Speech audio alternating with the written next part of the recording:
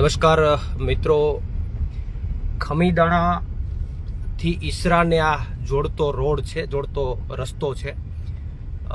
કેશોદ તાલુકાના ખમીદાણા ગામ અને ઈસરા ગામ વચ્ચેનો આ રોડ છે. આ રોડની કહાની એવી છે કે અંદાજિત લગભગ 3-4 વર્ષ પહેલા આ રોડ મંજૂર થઈ ગયેલ છે. અહીંયા પાકો રોડ બનાવવા માટેનો, કાચા રોડમાં પાકા રોડનું બાંધકામ કરવા માટેનું મંજૂરી થઈ ગયેલ છે. આ રોડમાં એ રોડનું કામ પણ તૂટક થઈ ગયું, પણ આ રીતે વચ્ચે 3 થી 4 એવા કટકા છે કે જ્યાં હજુ સુધી તંત્રએ કામ કર્યું નથી. લગભગ 1.5-2 વર્ષ કે 3 વર્ષનો ગાળો પૂરો થઈ ગયો છે, છતાં પણ આ રોડનું કામ એ લોકો પરિપૂર્ણ કરી શક્યા નથી. આખો આ જે વચ્ચે આવા 3 કટકા છે કે જ્યાં કાચો રસ્તો છે અને પછી પાછો ત્યાંથી પાકો રસ્તો સ્ટાર્ટ થાય છે. એટલે આવો આ એક કટકો છે, આવા 3, અને એમાં ખમીદાણા ગામ જ્યાંથી સ્ટાર્ટ થાય છે ત્યાં તો ખૂબ ભયંકર ખરાબ રસ્તો છે. ત્યાં લગભગ સ્થાનિક લોકોનું એવું કહેવાનું છે કે અંદાજિત વરસાદ આવે ત્યારે ખૂબ પાણી ભરાઈ જાય છે અને 5-6 દિવસ સુધી પાણી ભરાયેલા રહે છે. હવે અહીંયાથી પાછો એ પાકો બની ગયો છે રોડ, પણ આ જે આગળનો કટકો હતો એ કાચો છે.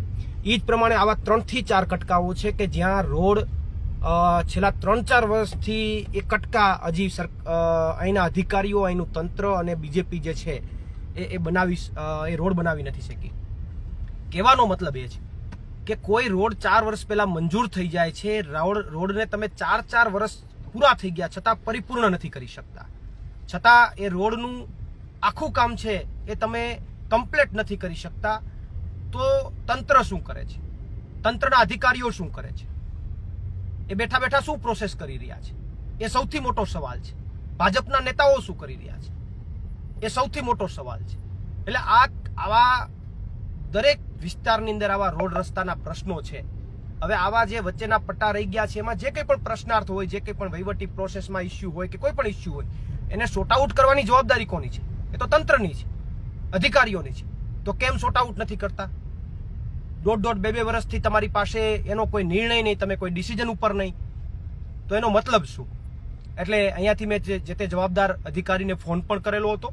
એમણે એવું કીધું છે કે અમે તાત્કાલિક ધોરણે એમાં નિર્ણય લઈએ છીએ. જોઈએ હવે કેટલો તાત્કાલિક ધોરણે નિર્ણય લે છે.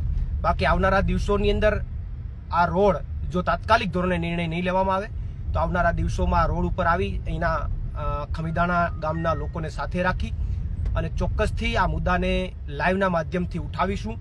જરૂર પડશે તો આ મુદ્દાને પૂરી તાકાતથી કદાચ ઉઠાવી અને અહીંયાથી અધિકારીઓની જે કંઈ પણ માની લો કે ઢીલી નીતિ છે એને ખુલ્લી કરવી પડે તો એને પણ ખુલ્લી કરવાનો ચોક્કસથી પ્રયત્ન કરીશું. કારણ કે આ જે કંઈ ઘટના જે છે એ મારા ખ્યાલથી કોઈ રોડ બન્યો જ ન હોય તો બરોબર છે, પણ અડધો બને અને અડધો રહી જાય અને એ પણ 1.5 વર્ષનો ગાળો નીકળી જાય અને તંત્ર કોઈ ડિસિઝન ન લે, તંત્ર હાથ ઉપર હાથ રાખીને બેઠું રહે.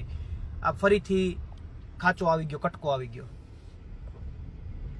થોડીક વાર પેરિસ જેવો રોડ આવે ને પછી પાછો આવો આવી જાય છે, કાચો રસ્તો આવી જાય છે.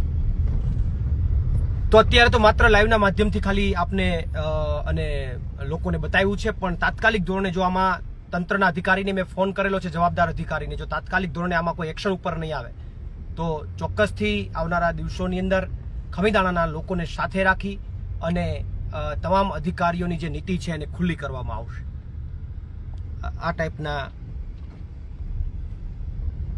કોઈ ટૂંકમાં વાહન સ્પીડથી ન હાલવું જોઈએ. થોડુંક તમે 4-5મા ગેરમાં નાખો ફરીથી પેલા બીજા ગેરમાં લઈ લેવી પડે. આ સ્થિતિનું નિર્માણ છે. આ કટકો કાચો રસ્તો હવે અહીંથી પાછો પાકો ચાલુ થાય.